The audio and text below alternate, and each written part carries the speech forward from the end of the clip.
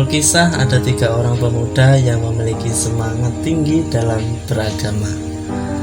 Pada suatu hari mereka datang ke Madinah. Mereka ingin mengetahui bagaimana cara Nabi beribadah dan melaksanakan sholat.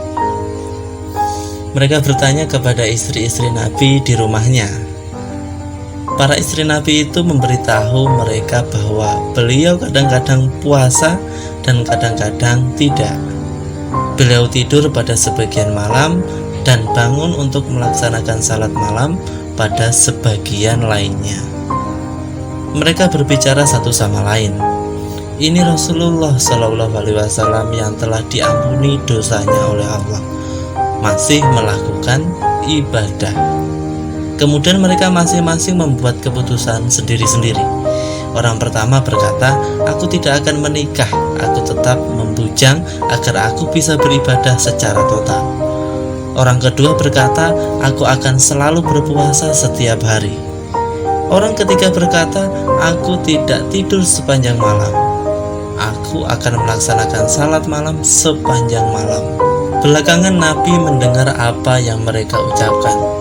Lalu beliau naik ke mimbar, kemudian membaca hamdalah, memanjatkan puji-pujian kepada Allah. Kemudian beliau bersabda, mengapa ada orang-orang? Di sini beliau menggunakan redaksi yang samar.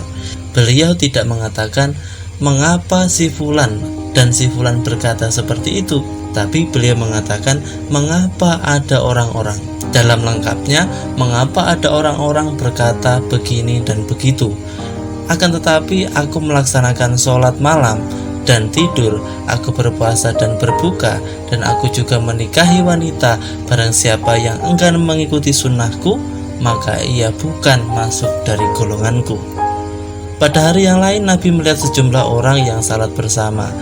Mereka memandang ke atas pada waktu salat, dan ini keliru, karena seharusnya mereka melihat ke tempat sujud. Lalu Nabi bersabda, mengapa ada orang-orang yang memandang ke langit di dalam salatnya?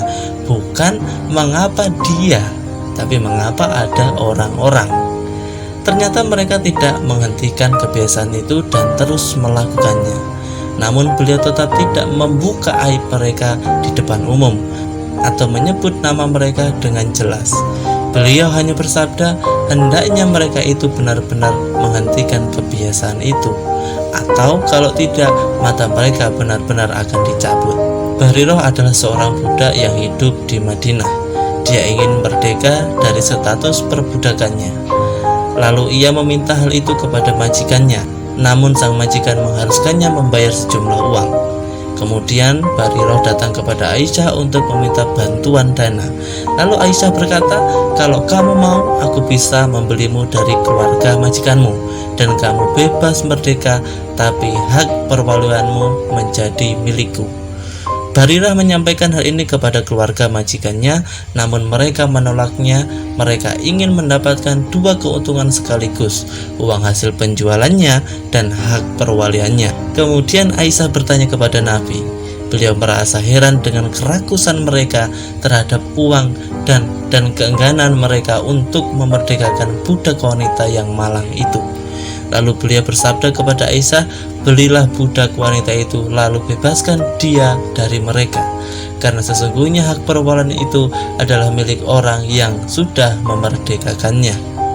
Maksudnya, hak perwalian itu menjadi milikmu manakala kamu sudah membayarkan uangnya, dan jangan menghiraukan persyaratan mereka, karena hal itu tidak adil. Kemudian Rasulullah naik ke mimbar dan bersabda, mengapa ada orang-orang? Sekali lagi, beliau tidak menyebut keluarga fulan dan fulan, yang menetapkan syarat-syarat yang tidak termaktub di dalam kitab Allah. Barang siapa yang menetapkan syariat-syariat yang tidak termaktub dalam kitab Allah, maka ia tidak berhak mendapatkannya, walaupun ia menetapkan 100 macam syarat. Ya, begitulah. Berikan apa-apa dengan tongkat dari jauh dan jangan menggunakannya untuk memukul.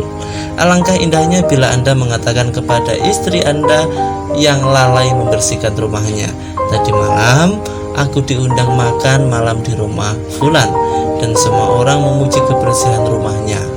Atau Anda mengatakan kepada anak-anak yang malas salat di masjid, "Aku kagum pada fulan, anak tetangga kita yang rajin ke masjid." Kata pepatah, ikannya dapat namun airnya tetap jernih. Anda boleh bertanya mengapa manusia tidak suka dikritik. Saya menjawab, karena kritik itu membuat mereka merasa kurang, padahal semua orang menyukai kesempurnaan.